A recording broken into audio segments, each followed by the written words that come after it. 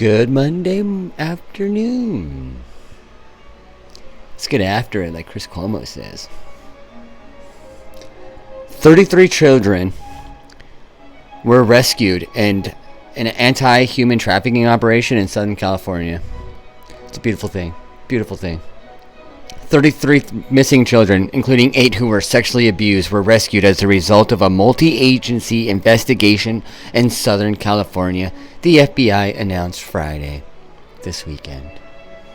2 of the children were rescued multiple times during the Los Angeles operation, FBI Los Angeles stated in a news release. Those children were apparently on the track, a term used to describe a known location for sex trafficking and prostitution.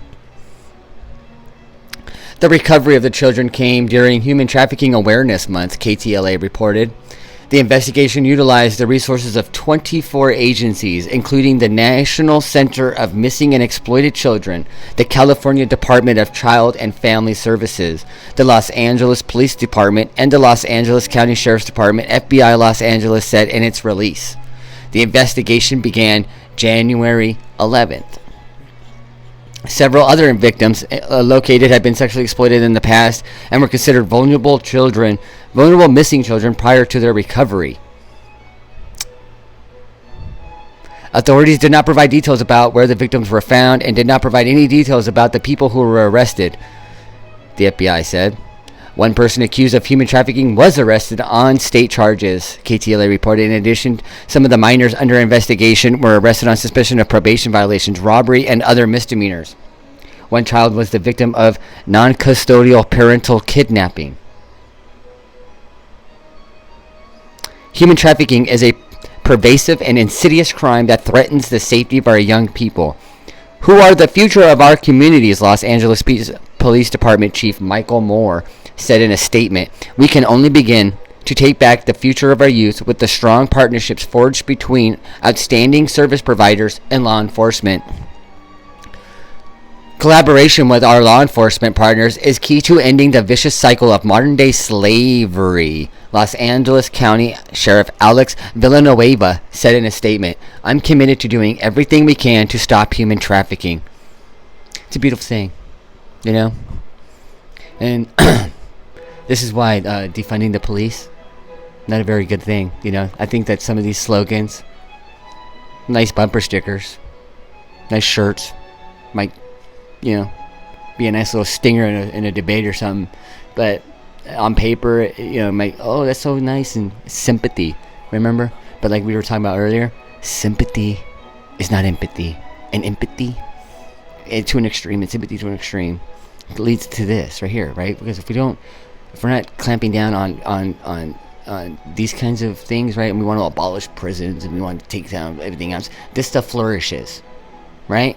And that's one thing that we should all take note of, right? Because not everybody has the same heart we do. Not everybody thinks the same things we do. Not everybody's as kind and gentle as we are. And we see that on the news, right? We see feral animals on the news and on streams on the internet all the time, right? I mean, think about it. People want the world to be a better place. Okay, I agree. I think the world should be a better place. I think it can be a better place. I think it will be a better place eventually. But I think that we're all missing the thing that we need to be better. I mean, we need to stop being stuff like this and allowing things like this to flourish and allowing it to be, oh, because it's political, because we don't, because this and that, right? That's why debate needs to be happening, because now we're just letting things like this think that it's debate, but it's not, right? It's not.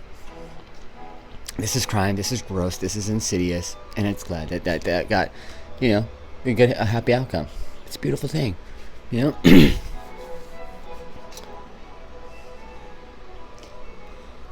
We have Donald Trump incited an erection. Schumer gets excited about Trump's role in the Capitol breach, Daily Wire reports. It seems to be contagious. No, we aren't speaking of the deadly coronavirus, but much more prosaic and hilarious faux pas, saying President Trump incited an erection at the U.S. Capitol. On Friday, speaking on the floor of the U.S. Senate, Majority Leader Chuck Schumer intoned, "But make no mistake, there will be a trial. And when the trial ends, senators will have to decide if they believe Donald John Trump incited the insurrection against the United States."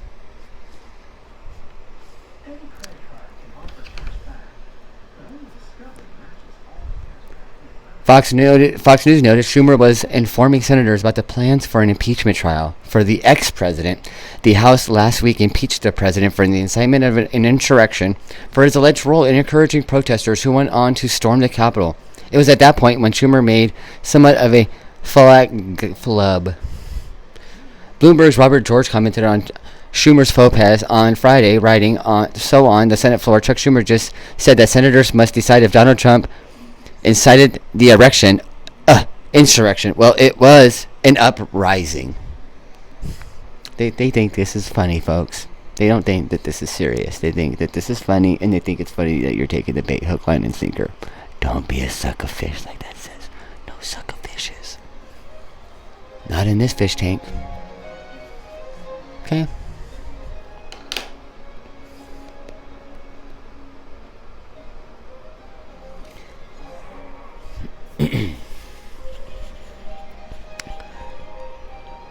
Some of you, you be hearing this a lot. I don't know if you guys know, but some of you probably didn't spend large amounts of money, which is a good thing, to go to college and be told that everything that you learned in elementary school, middle school, and high school was wrong, and you needed to be reversed and be, like Yoda says, you must unlearn everything you have learned, right?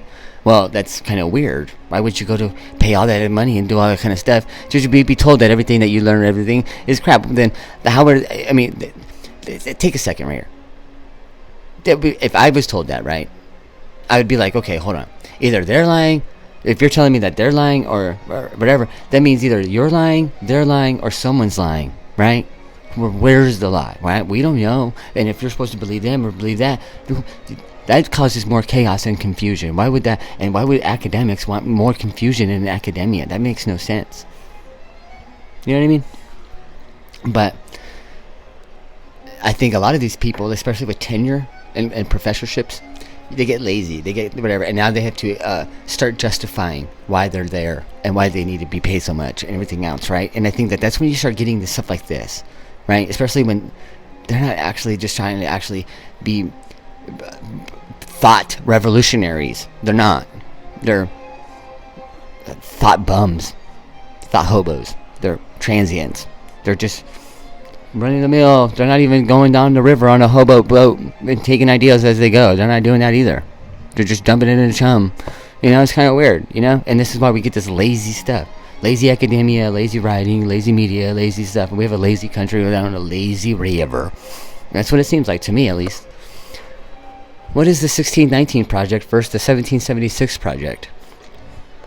Authorial intent is an academic term that refers to what an author or an artist has a goal for a text or another piece of art. The intent influences the art, and there may even be something the artist intends for you, the reader, to feel, to think, or to do. Assessing authorial intent, some claim, is impossible, while others believe assessing and honoring it is a moral issue.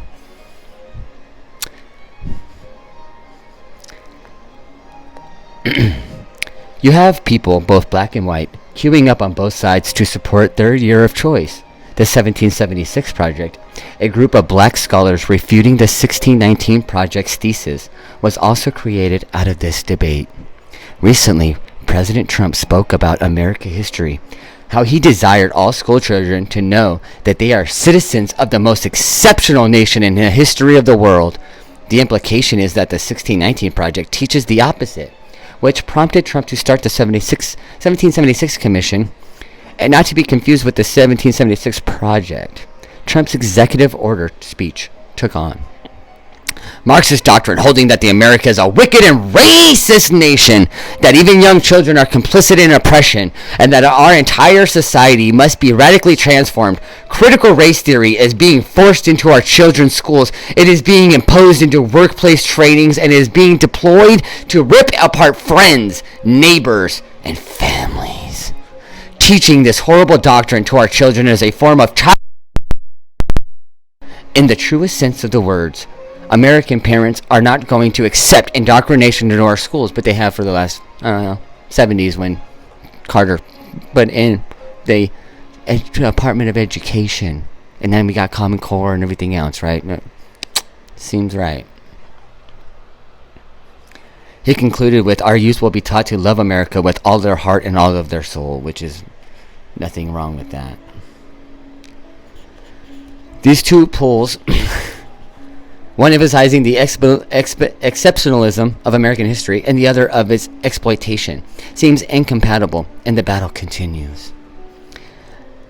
I am the reader, this author here. I'm a high school teacher, history teacher. I have skin in the game here. So he's biased. He's admitting the bias. I vehemently argued in favor of accessing and honoring authorial content while in graduate school, to the point where a conference moderator interjected his own comments in opposition to my presentation.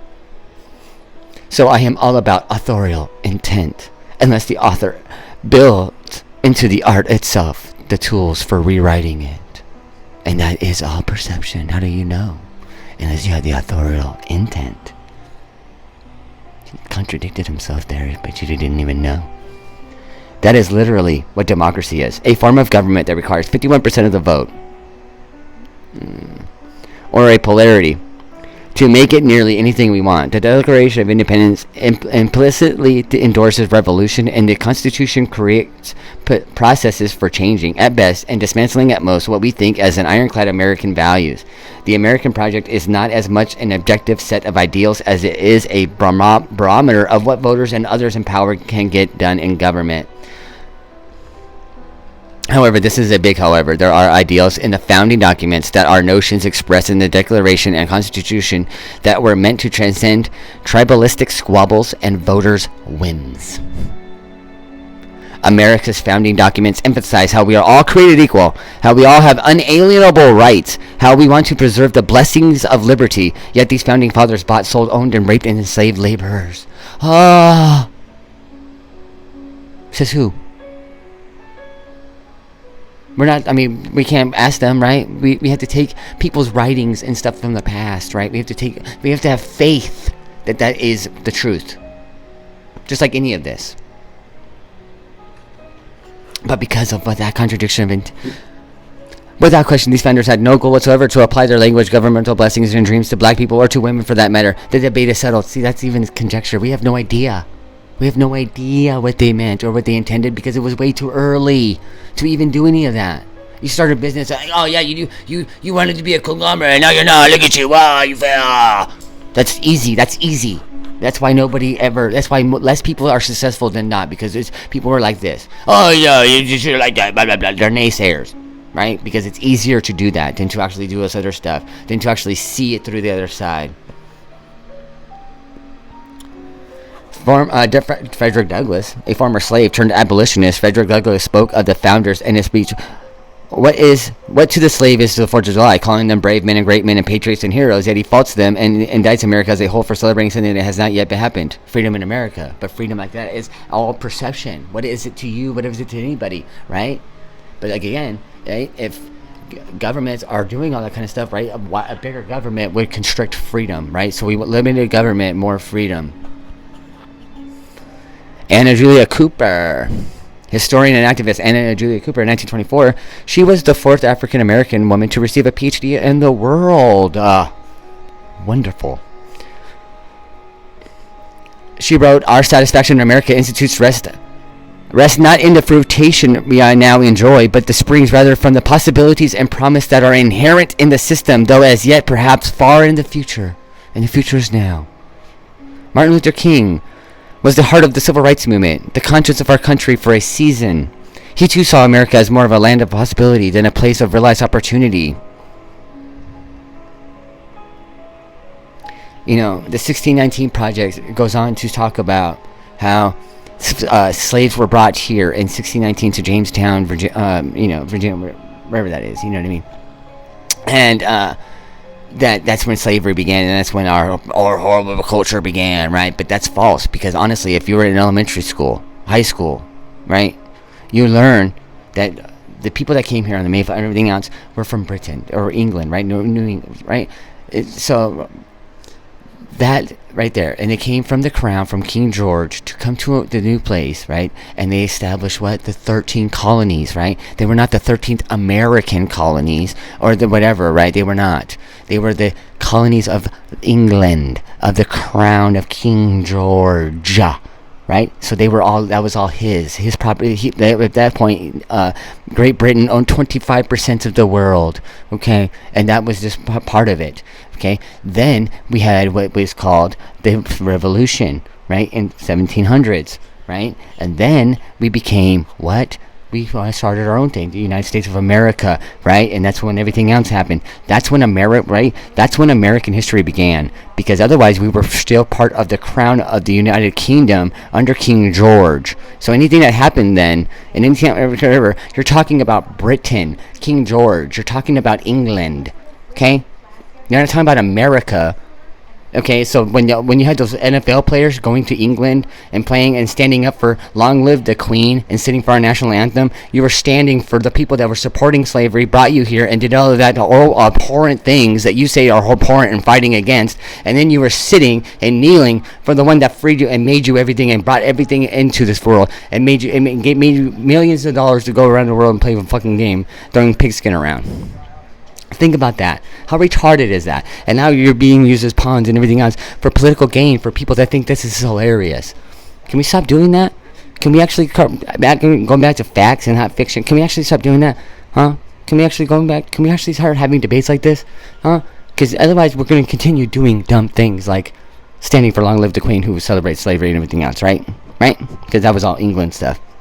Just like the Opium Wars, just like all the other stuff. England, not America. We end things. We are doers. We are builders. Let's start building back stuff.